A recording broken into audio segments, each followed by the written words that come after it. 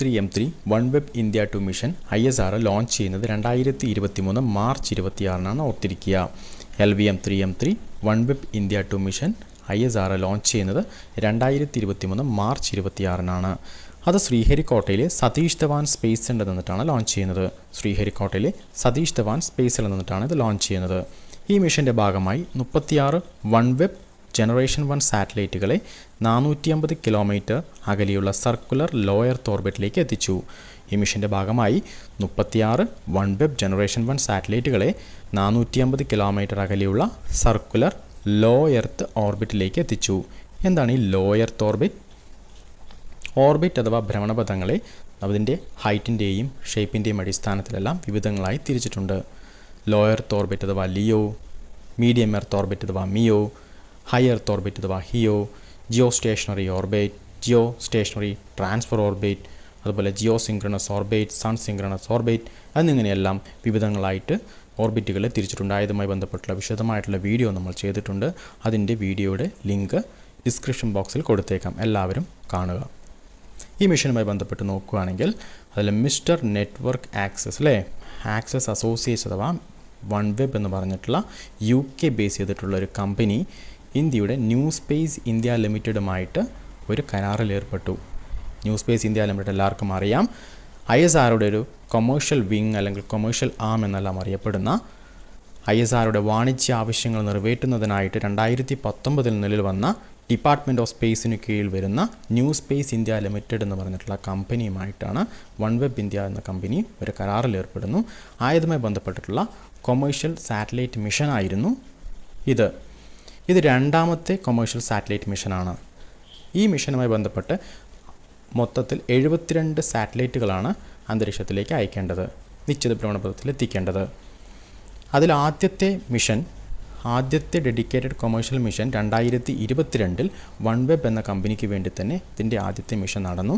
അതിൽ 36 OneWeb ഉപഗ്രഹങ്ങൾ LVM3 M2 എന്ന റോക്കറ്റിൽ നമ്മൾ നിശ്ചിത ഭ്രമണപഥത്തിൽ എത്തിച്ചു 2022 ഒക്ടോബറിൽ.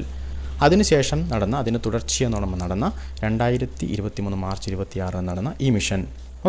ഈ മിഷനുമായി ബന്ധപ്പെട്ട് വീണ്ടും ഒരു 36 OneWeb ജനറേഷൻ 1 സാറ്റലൈറ്റുകളെ അന്തരീക്ഷത്തിലേക്ക് എത്തിക്കുന്നു. ഈ മിഷനുമായി ബന്ധപ്പെട്ടിട്ടുള്ള ഇമ്പോർട്ടൻ്റ് ആയിട്ട് നോക്കേണ്ട ഒരു ഭാഗമാണ് LVM3 M3യുടേത്. എന്താണ് LVM3 M3? LVM3 മീൻസ് എന്താണ്? Launch vehicle mark 3. നമ്മളെല്ലാം കേട്ടിട്ടുണ്ട്, GSLV മാർക്ക് 3 എന്ന് കേട്ടിട്ടുണ്ട് അല്ലേ?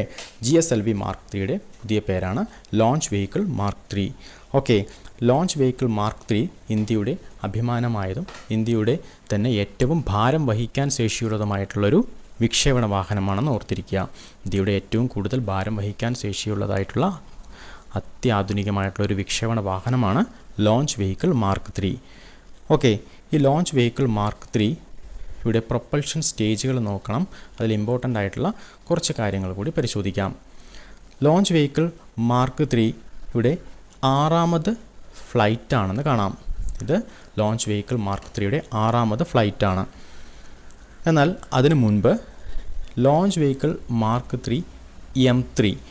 എന്താണ് M3? ഇത് ഫുള്ളി ഓപ്പറേഷണലായിട്ട്, അതായത് launch vehicle mark 3 LVM3 fully ഓപ്പറേഷണലായിട്ടുള്ള 3ാമത് മിഷനാണെന്ന് കാണാം. ഇതിനു മുമ്പ് M1 M2 ഉണ്ട് അല്ലേ? അതിനു മുമ്പ് 3 ഫ്ലൈറ്റ് ടെസ്റ്റുകൾ ഇത് നടത്തിയിട്ടുണ്ട്. അതിൻ്റെ ഭാഗമായി ഇതിൻ്റെ ആദ്യത്തെ ഫ്ലൈറ്റ് നടത്തുന്നത് 2014 2014 LVM3 X എന്ന പേരിൽ ആദ്യത്തെ ടെസ്റ്റ് ഫ്ലൈറ്റ് നടത്തിയുണ്ടായി. അതിനുശേഷം 2017-18 വർഷങ്ങളിൽ LVM3 D1 എന്ന പേരിലും D2 എന്ന പേരിലും ഡെവലപ്മെൻറ്റൽ ടെസ്റ്റുകൾ നടത്തി. ഈ ടെസ്റ്റുകളെല്ലാം വിജയകരമായിരുന്നു. ആയതുകൊണ്ട് തന്നെ LVM3 M3 എന്നറിയപ്പെടുന്നത് ഇതിൻ്റെ 6th ഫ്ലൈറ്റ് ആണെന്ന് ഓർത്ത് വയ്ക്കുക. ചന്ദ്രയാൻ വിക്ഷേപിച്ചത് നമുക്കറിയാം LVM3 M4ലാണ് അല്ലേ?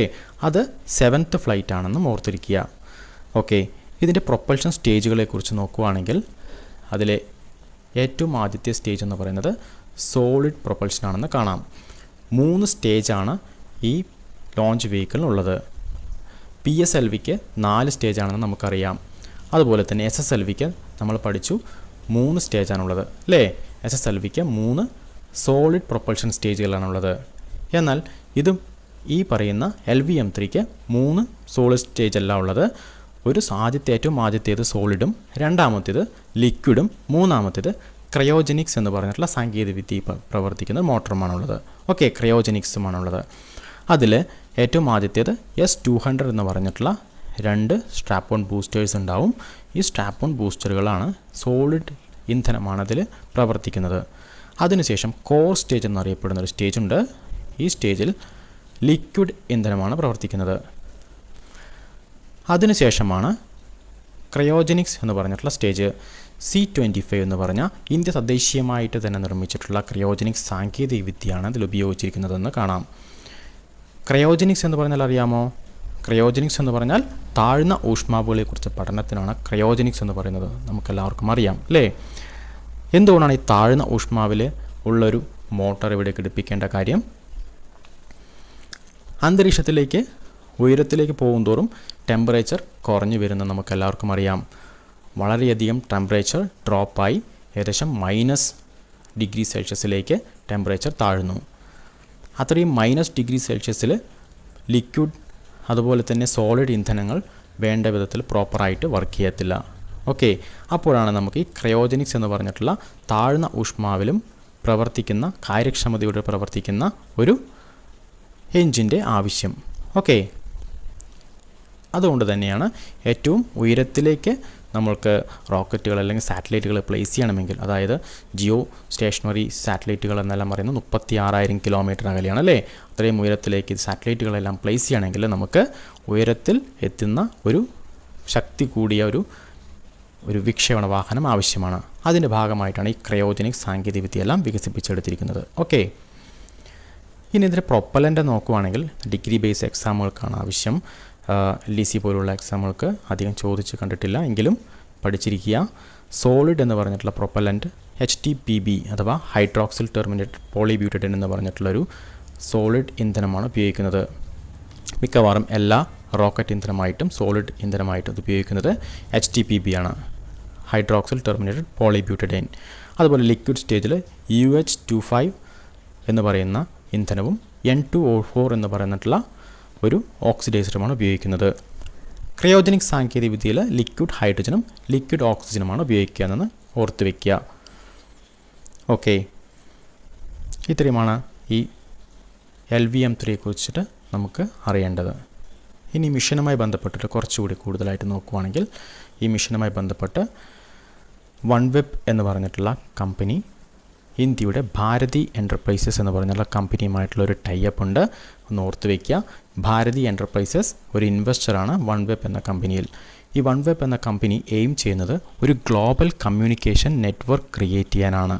ഒരു ഗ്ലോബൽ കമ്മ്യൂണിക്കേഷൻ നെറ്റ്വർക്ക് അല്ലെങ്കിൽ ഇൻ്റർനെറ്റ് ആക്ടിവിറ്റി, എല്ലാവർക്കും കണക്റ്റിവിറ്റി പ്രൊവൈഡ് ചെയ്യാനാണ് ഈ സാറ്റലൈറ്റുകളെല്ലാം വിക്ഷേപിക്കുന്നത്.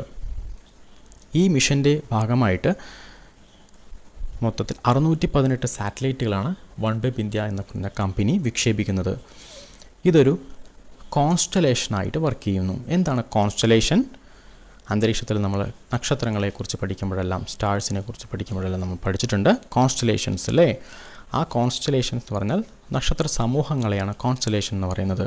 അതുപോലെ തന്നെ ഉപഗ്രഹങ്ങളുടെ സമൂഹത്തിനെയും നമുക്ക് കോൺസ്റ്റലേഷൻ എന്ന് പറയാം. ഇത് എല്ലാ കോൺസ്റ്റലേഷൻസിൽ പെടുന്ന എല്ലാ ഉപഗ്രഹങ്ങളും ലോ എർത്ത് ഓർബിറ്റിലാണെന്ന് ഓർത്തിരിക്കുക. ലോ എർത്ത് ഓർബിറ്റിൽ വ്യത്യസ്തമായിട്ടുള്ള ആംഗിളുകളിലും ഹൈറ്റിലും ഇത് പ്ലേസ് ചെയ്തിരിക്കുന്നു. ഇതൊരു വെബ് പോലെ അന്തരീക്ഷത്തിനെ മുഴുവൻ വലയം ചെയ്തിരിക്കുന്നു. ഇത് ഗ്ലോബലി ഭൂമിയിലെ എല്ലാ സ്ഥലത്തും ഇൻ്റർനെറ്റ് പ്രൊവൈഡ് ചെയ്യുന്നു, കണക്ടിവിറ്റിയും ഇൻ്റർനെറ്റും പ്രൊവൈഡ് ചെയ്യുന്നു. ഓക്കെ, ഇതിന് വേണ്ടിയിട്ടുള്ളൊരു മിഷനാണ് OneWeb generation 1 satellites mission. Okay, ഇത്രയുമാണ് ഈ മിഷനുമായി ബന്ധപ്പെട്ടിട്ട് നോക്കാനുള്ളത്.